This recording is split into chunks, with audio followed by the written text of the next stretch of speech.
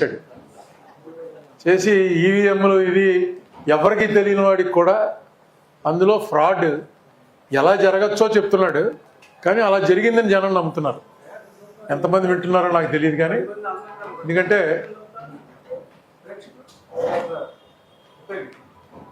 అన్ని ఉదాహరణలతోటి అయితే నాకు ఉన్న కొంచెం నాలెడ్జ్ ఏంటంటే ఇందులో మొట్టమొదటి నుంచి ఈవీఎంల్లో ఏం జరుగుతుంది అన్నది మళ్ళీ లెక్కెట్టిన తర్వాత చూసుకోవటం తప్ప అందులో మోడీ చేయొచ్చని మామూలు వాళ్ళకైతే తెలియదు. మనం ఎలక్షన్ ఏజెంట్లను పంపుతాం. అక్కడ అతను సంతకం పెట్టమంటే సంతకం పెట్టేస్తారు. వీళ్ళు చూసుకోండి అన్నీ సరిగ్గా ఉన్నాయా లేవా అని మెషిన్ చూపిస్తాడు. చూపించి అన్నీ సరిగ్గా ఉన్నాయని సంతకం పెట్టేస్తాడు. ఆ చూపించేవాడికి కూడా ఏం తెలియదు. వాళ్ళు కూడా మన మున్సిపల్ ఆఫీస్లో పనిచేసేవాళ్ళు, తాలూకా ఆఫీస్లో పనిచేసేవాళ్ళు వీళ్ళే కదా ఉంటారు ఎలక్షన్ స్టాఫ్. వాళ్ళకేదో ముందు రోజు కోచింగ్ ఇస్తారు. ఆ కోచింగ్ ప్రకారం మళ్ళీ అది ఓపెన్ చేసినప్పుడు 15 రోజులకో 20 రోజులకో ఓపెన్ చేసినప్పుడు ఒకసారి చూపించి ఇగో సంతకాలు అవి చూసుకోండి జాగ్రత్తగా ఉన్నాయా లేదంటే ఉన్నాయంటారు, అయిపోతుంది. లోపల ఏం చేయొచ్చు అన్నది టెక్నికల్గా నాలెడ్జ్ ఉన్న వాళ్ళకి తెలుస్తుంది ఏ రకంగా చేయొచ్చని. ఇది ఎలా కాదు, ఇందులో మోడీ జరుగుతుందని చెప్పి కొంచెం ఆరోపణలు పెరిగాయేమో తెలియదు. కానీ ఆ వీవీప్యాట్స్ అని ఏదో పెట్టారు, వెరిఫికేషన్ ప్యాట్స్. అంటే మనం ఓటు నొక్కినప్పుడు మనకు కనబడుతుంది ఎవరికి వేసాం ఓటు. కావాలంటే ఎవరైతే ఎలక్షన్లో పోటీ చేశాడో అతను కానీ లేకపోతే అతని ఏజెంట్లు కానీ మాకు అనుమానం ఉంది రీకౌంట్ పెట్టండి అని అడిగితే వీవీప్యాట్లు తీసి లెక్క పెట్టాలి. అందుకోసం ఆ వీవీప్యాట్ కానీ లెక్క పెట్టమన్నారు. లెక్క పెట్టడం దానికి వీవీప్యాట్లు ఎందుకు? కోర్టుకు వెళ్ళారు. కోర్టు వారు విచిత్రంగా 5% కదా, 5% లెక్క పెడితే చాలండి అన్నారు. 5% లెక్క పెట్టండి, అసలు పెట్టిందే అందుకు. పోనీ వాడు ఎవడైతే అడుగుతున్నాడో రీకౌంట్ అని వాడి దగ్గర 1 లక్ష రూపాయలు తీసుకోండి, 10 లక్షలు తీసుకోండి, 10 లక్షలు కడితేనే లెక్క పెడతాం మాకు అంత ఖర్చు అవుతుందని పెట్టేవాళ్ళు ఉన్నారు. ఎలక్షన్ అంటే కోట్ల మీద పోతుంది. ఇది ఎక్కడ అనలేదు. అసలు ఎందుకు పెట్టారు వీవీప్యాట్లు? మళ్ళీ అదో ఖర్చు తక్కువ. మామూలుగా ఎలక్షన్ కమిషన్ వేయడానికి ప్రొసీజర్ ఏదో ఒక అపోజిషన్ లీడర్ ఉండాలి, ఒక జడ్జి గారు ఉండాలి, ఒక ఇటు నుంచేమో రూలింగ్ పార్టీ నుంచి హోమ్ మినిస్టర్ ఉంటాడు, ఇంకోటి ఎవడో ఉంటాడు, నలుగురు ఎంతమంది ఉండేవారు. ముందు అపోజిషన్ లీడర్ని తీశారు, ఇప్పుడు జడ్జిని కూడా తీసినట్టున్నారు. అంటే వాళ్ళే అపాయింట్ చేస్తారు ఎలక్షన్ కమిషన్ ఎవడన్నది. ఇంత ఒకసారి నేను ఎప్పుడో చిన్నప్పుడు విన్నాను ఒక జోక్. రష్యాలో ఎలక్షన్స్ జరిగితే ఓటు వేయడానికి వెళ్ళేటప్పుడు వెళితే ఒకడు ఓటు ఇస్తున్నాడు, వీడు పట్టుకెళ్ళి అక్కడ డబ్బాలో వేయాలి అంతే. వీడి పని అది ఏంటో కూడా ఓపెన్ చేయడానికి లేదు. ఒకడెవడో నాలాంటి వాడు నెమ్మదిగా ఓపెన్ చేయబోతే వెనక నుంచి మిలిటరీ వాడు గన్ పెట్టి ఏయ్ క్లోజ్ ఇట్ సీక్రెట్ బ్యాలెట్ అన్నట్టు. మనం ఏమన్నా టేపు కానీ వెళ్తున్నామా అనుమానం వచ్చింది. ఎందుకంటే ఎందుకు ఈ గొడవ అంతా మాకు చిన్నప్పటి నుంచి రాజకీయాల్లో తిరిగిన వాళ్ళం మాకు బాగా ఏంటంటే అసలు ఎలక్షన్ అయిన మరునాడు నుంచి మళ్ళీ ఏదో ఒక ఎలక్షన్ వచ్చే వరకు ఇదే గొడవ. మన వార్డులో ఎందుకు ఎంత తక్కువ వచ్చాయి, ఎవడోడు వేసి ఉంటాడు. అదిగో మాస్టర్ గోపాలరావు గారు ఆ రోజున ఎవరితోటో అంటున్నారట ఓడిపోతుంది కాంగ్రెస్ పార్టీ అని. అనగానే గోపాలరావు అలా ఎగనిస్ట్ అయిపోయాడు. ఆయనకి ఎందుకు కోపం వచ్చింది అంటే మా మాస్టర్ గోపాలరావు వచ్చారులేండి అందుకని చెప్తున్నాను. ఇలాగా ఇదే పని మాకు రాజకీయ పిచ్చెక్కిపోయిన వాళ్ళకి. నాకు ఇప్పుడు అనిపిస్తుంది ఇప్పుడు ఇంకా పిచ్చ కూడా ఎక్కదా, ఆఖరిని ఏమవుతుందో ఎవరికి తెలియదు. ఓటింగ్ సంగతి ఒకటి మర్చిపోయి రాజకీయం చేసుకోండి అంటున్నారు. ఓటింగ్లో ఏం జరుగుతుంది అన్నది మీకు అనవసరం, మిగతా రాజకీయం మీరు చేసుకోండి. ఆ టైంకి డిసైడ్ అవుతుంది బ్యాలెట్లో ఎలా చేయాలి ఏంటని. ఇది ఎక్కడికి పోతుందో తెలియనటువంటి పరిస్థితి. ఒక రకంగా ప్రజాస్వామ్యం అనేది క్లోజ్ అవుతుందేమో అన్న భయం కూడా వస్తే తప్పేం లేదు. ఇంకొకటి మొన్న పరకాల ప్రభాకర్ అడుగుతుంటే చూశాను, సీసీ కెమెరాలను పెట్టారు పోలింగ్ బూత్ బయట. అంటే క్యూలో ఉన్నటువంటి జనం అది పూర్తిగా క్లోజ్ అయ్యే వరకు ఆ సీసీ కెమెరాలు రన్ అవుతాయి. మనందరికీ తెలుసుగా సీసీ కెమెరాలు. పోలింగ్ బూత్ల దగ్గర సీసీ కెమెరాలు పెట్టారు. రాత్రి 8 దాటిన తర్వాత 12 గంటల లోపు 40% పోలింగ్ అయిపోయింది. 8కేమో మీకు మొత్తం అక్కడ బూత్లో 1000 ఓట్లు ఉంటే రాత్రి 8 అయ్యేటప్పటికి 300 ఓట్లు పడ్డాయి. 8 నుంచి 12 మధ్యలో ఇంకొక 400 ఓట్లు పడ్డాయి అని వాళ్ళు లెక్కిచ్చారు. లెక్కిస్తే సీసీ కెమెరాలు చూపించండి, ఆ టైంకి ఏం జనం లేరు ఇక్కడంటే. సీసీ కెమెరాలు మేము చూసుకోవడానికి కానీ మీకు చూపించడానికి కాదు. సీసీ కెమెరాలు చూపించడం అనేది ఎక్కడ వినలేదు నేను. ఏ అఫెన్స్ జరిగినా ఇప్పుడు ఇమ్మీడియట్గా దానికి ఎవిడెన్స్ సీసీ కెమెరాలోనే చూస్తున్నారు. సీసీ కెమెరాలు చూపించట్లేదండి.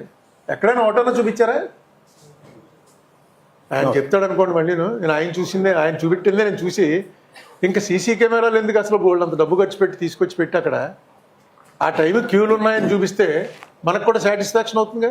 ఇదిగో బిట్వీన్ 8 and 12 విజయవాడలో పలానా బూత్ దగ్గర ఇది పరకాల ప్రభాకర్ అనే ఆయన మమ్మల్ని క్వశ్చన్ చేశాడు, విజయవాడలో ఎవరు లేరని, ఇదిగో అని వాళ్ళే సుమోటో చూపించాలి. చూపించి ప్రజల్లో ఉన్నటువంటి ఏమైనా అనుమానాలు ఉంటే అనుమానాలు పోగొట్టాలి. అదేం చూపించట్లేదు. ఇది రష్యా వైపు పోతుందేమో అన్నటువంటి, అంటే రష్యాలో అది నిజంగా జరిగిందో లేదో నాకు తెలీదు. జోక్ మాత్రం కరెక్ట్గా రష్యాలో కమ్యూనిస్ట్ పాలన కాబట్టి జోక్కి అప్రాపరియేట్గా ఉందని అనిపించి చెప్పాను. అంతకన్నా దారుణం ఇది. ఎందుకంటే still we call ourselves as a democratic country. మనందరం సిటిజన్స్ అని మొన్నటిదాకా అనుకునే వాళ్ళం, ఇప్పుడు అది లేదని చెప్పి మొన్నే తేలింది. ఎందుకంటే మన దగ్గర ఉన్న ఏ డాక్యుమెంట్ కూడా సిటిజన్షిప్ కన్ఫర్మ్ చేయడానికి సరిపోవట. బహుశా ప్రపంచంలో ఇది ఇండియాలోనే ఉంటుందేమో, నువ్వే చెప్పాలి. నేను మనందరం కూడా దీంట్లోనే అసలు కాన్స్టిట్యూషన్ ముందు రాసుకున్నటువంటి దాంట్లోనే we the people of India అని రాసుకుని ఫర్ ది సాటిస్ఫాక్షన్ కింద వస్తుంది సిటిజన్ అని. సిటిజన్ల కోసం అన్ని రకాల కార్యక్రమాలు చేయటం కోసం ఈ కాన్స్టిట్యూషన్ తయారు చేసి మనకు మనమే ప్రజెంట్ చేసుకుంటున్నాం అని. సిటిజన్ అనేది ఇప్పుడు లేదని చెప్పి మొన్నే తెలిసింది. కోర్టు కూడా ఒప్పుకుంది. అది ఎవరో కోర్టులో ఒప్పుకున్న జడ్జి గారు కూడా అది సిటిజన్ అని చెప్పుకోవడానికి ఏ డాక్యుమెంట్ ఉండాలో చెప్పలేకపోతే ఆధార్ కార్డు పనిచేయదుట, డ్రైవింగ్ లైసెన్స్ పనిచేయదు, పాన్ కార్డు పనిచేయదు. సర్కమస్టెన్సెస్ బట్టి ఆ టైంకి డిసైడ్ చేస్తారట. అంటే నువ్వు సిటిజన్వా కాదా అనేటువంటి అనుమానం వచ్చినప్పుడు మనం కోర్టుకి వెళ్తే అప్పుడు డిసైడ్ చేస్తారు. అప్పుడు దాకా మనం అందరం సిటిజన్ అనుకుంటే సిటిజన్, కాదనుకుంటే కాదు. ఇంతకాలం బయటికి రాలేదు. ఇప్పుడు ఎందుకు బయటకు వస్తుందంటే సిటిజన్లు కాదని చెప్పి చాలా మందిని బయటికి గంటేస్తున్నారు. ఏ ప్రాతిపదిక మీద గంటేస్తున్నారా అని అనుమానం వచ్చినప్పుడు అసలు ఎవడు సిటిజన్ ఎవరికి తెలియదు. మొన్న ఎవరో సోషల్ మీడియాలో ఒక జోక్ పెట్టాడు, ఒక కుక్క ఒకటి పరిగెత్తుకుంటూ వెళ్ళిపోతుంది అడవిలో. వెళ్ళిపోతుంటే ఎవరో ఆపి ఏంటి అలా పరిగెడుతున్నాడు అన్న. అంటే మొత్తం రాజుగారు చెప్పారు, అడవిలో ఉన్న గేదెలన్నింటినీ కూడా వెంటనే తీసుకొచ్చి రాజాస్థానం ముందు పెట్టమన్నారు అందుట. ఎవరు గేదెలు పెట్టమంటే నువ్వెందుకు పరిగెడుతున్నావు అన్నాను.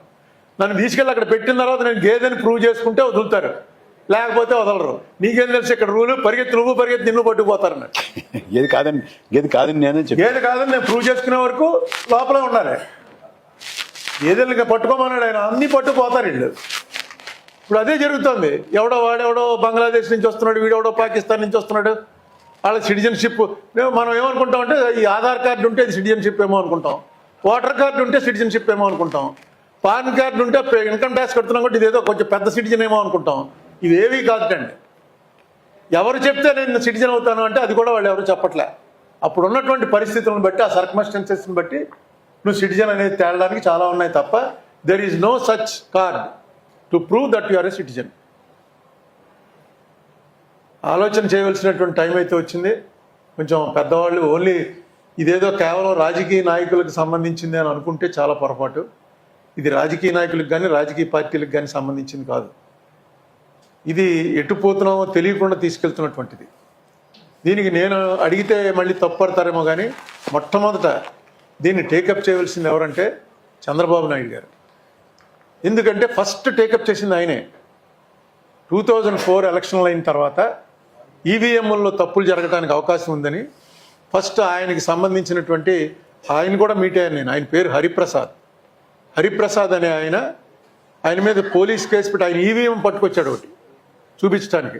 ఈ ఈవీఎం ఎక్కడి నుంచి దొంగతనం చేశావని ఆయన ఎక్కడో కోర్టు అరెస్ట్ చేసి ఈ వాజ్ ఇన్ రిమాండ్. తర్వాత నేను కలిసినప్పుడు ఆయన చెప్పాడు కొంచెం వివరాలు. అయితే నాకు టెక్నికల్గా అంత అర్థం చేసుకోగల కెపాసిటీ లేదు. బట్ డెఫినెట్గా నెగ్గిన వాడికి ఓడిన వాడికి అని కాదు ఇది. చంద్రబాబు నాయుడు గారు ఇప్పుడున్న స్టేజ్లో, ఇప్పుడున్న స్టేటస్లో ఆయన మీద ఆధారపడి గవర్నమెంట్ నడుస్తున్నటువంటి సమయంలో అసలు ఈ ఈవీఎంలు అనే దాంట్లో కరెక్ట్ జరుగుతుందా, తేడా జరుగుతుందా? ఇక్కడ తేడా జరిగింది కాబట్టి చంద్రబాబు నాయుడు గారు అధికారంలోకి వచ్చాడు అని ఎవరు అంటలే. కానీ తేడా జరగడానికి అవకాశం ఉన్నప్పుడు ఇంతకుముందు ఏదైతే 2004లో ఉందో అదే రన్ అవుతుంది కదా. అప్పుడు ఇంకా కొంచెం ట్రాన్స్పరెన్సీ ఉంది. ఎలక్షన్ కమిషన్ అన్నవాడిని on par with president of India, chief justice of supreme court ఆ లెవెల్లో ఉండేది. ఇప్పుడు డైరెక్ట్గా is a servant of government అయిపోయింది ఎలక్షన్ కమిషన్. సో డెఫినెట్గా చంద్రబాబు నాయుడు గారి లెవెల్ మనిషే దీన్ని రైట్ చేస్తే ఇది ఈవేళ నేను మొదలెట్టింది కదా, ఇది నాదే, అసలు పేటెంట్ నాదే, నేనే ఫస్ట్ ఇది క్లెయిమ్ చేసిన వాడిని అని అడగచ్చు. ఇప్పుడు ఎవరన్నా తెలుగుదేశం వారు కనుక ఇది చూసుంటే, ఈ టీవీ ఇక్కడ ఎవరు ఉండుండ్రో, ఇది చూసుంటే ఒకసారి చెప్పండి మీ పార్టీలో కూడా చేస్తే కరెక్ట్ అని. లేకపోతే నెక్స్ట్ టైంకి మీ మీద ప్రయోగించవచ్చు. ఎవరి మీద అయినా వాళ్ళు ఇక వాళ్ళకి తెలిసిపోయిన తర్వాత, పట్టు తెలిసిపోయిన తర్వాత ఎవరి మీదైనా ప్రయోగించాలి. మీ మీద కోపం వస్తే మీ మీద, వాళ్ళ మీద కోపం వస్తే వాళ్ళ మీద ప్రయోగిస్తారు. మొన్న ఒక ఆయన కలిశాడు నాకు, ఇక నరేంద్ర తీసుకొచ్చాడు, వంగవీటి నరేంద్ర తీసుకొచ్చాడు. ఆయన దారుణం ఏంటంటే ఆయనకి ఇది తెలుసుట, ఏం తెలుసో నాకు చెప్పలేదు, ఎందుకంటే నాకు అర్థం అవుతాయి అని చెప్పాను. ఆయన మమతా బెనర్జీ ఓడిపోతుంది అని ఇంకా పోలింగ్ కూడా అవ్వలేదు, ఎస్ఎంఎస్ పంపాడు. ఎస్ఎంఎస్ కాదు, వాట్సాప్ మెసేజ్. స్టాలిన్ ఓడిపోతున్నాడు, పోలింగ్ కూడా అవ్వకుండా పంపించాడు. తమిళనాడులో స్టాలిన్ రాడు, అక్కడ మమతా బెనర్జీ నెగ్గదు. ఇవన్నీ ఎప్పుడు పోలింగ్ తీసి చూపించాడు, నాకు పంపలేదు, తీసి చూపించాడు ఆయన ఫోన్లో. ఎప్పుడు ఆ డేట్ చూసుకో, ఏ రోజున పంపాను నేను, ఆ డేట్లోనే నాకు తెలుసు. ఎందుకంటే ఇందులో ఈ ఆపరేషన్ చేస్తున్న వాళ్ళతోటి నాకు కొంచెం సంబంధాలు, ఫ్రెండ్షిప్లు ఉన్నాయి. వాళ్ళు ఏ స్టేట్లో ఎలా చేస్తున్నారో ఏంటో నాకు తెలుసు అని చెప్పాడు. చెప్తే ఎలా చేస్తున్నారా బాబు అంటే, అది నువ్వు కాదులే, నేను మళ్ళీ ఎవరన్నా కొంచెం టెక్నికల్ నాలెడ్జ్ ఉన్న వాళ్ళని తీసుకొస్తే మళ్ళీ నెక్స్ట్ కలిసినప్పుడు చెప్తాను.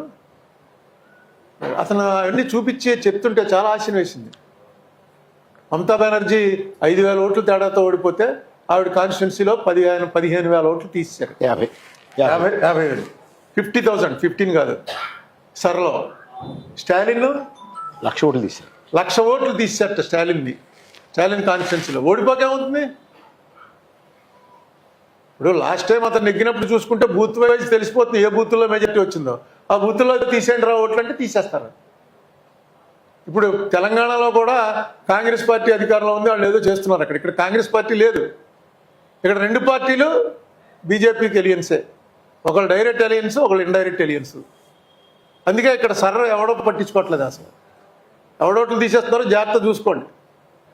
చాలామంది ఓట్లు ఉండవు ఎలక్షన్ టైంకి, ఎవరిని తిట్టడానికి కూడా ఉండదు. ఎందుకంటే తిడితే ఇప్పుడు తీసుకెళ్ళి లోపలేస్తున్నారు.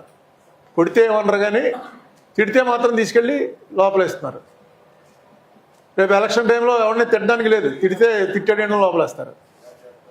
ఈ పరిస్థితిని ప్రివెంట్ చేయడానికి ఒకటే ఏంటంటే, జనాల్లో ఒక అవేర్నెస్ వచ్చింది.